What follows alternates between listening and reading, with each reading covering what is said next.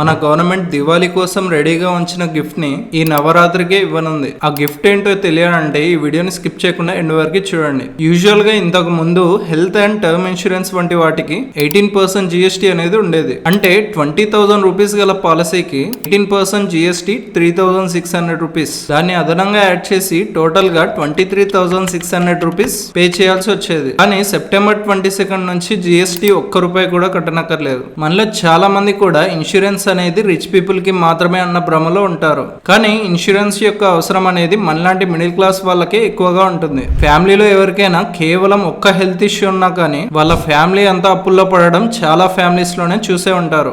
అలాంటి పరిస్థితి మనకు రావద్దంటే హెల్త్ ఇన్సూరెన్స్ అనేది ఖచ్చితంగా తీసుకోవాల్సిందే. అండ్ ప్రమాదవశాత్తు మనకి ఏదైనా అయితే మన ఫ్యామిలీని ఫినాన్షియల్ గా ప్రొటెక్ట్ చేయడానికి కేవలం 600 నుంచి 700 రూపీస్ పర్ మంత్ కడితే 1 crore కన్నా ఎక్కువ లంసం మన పేరెంట్స్ కి చేరుతుంది.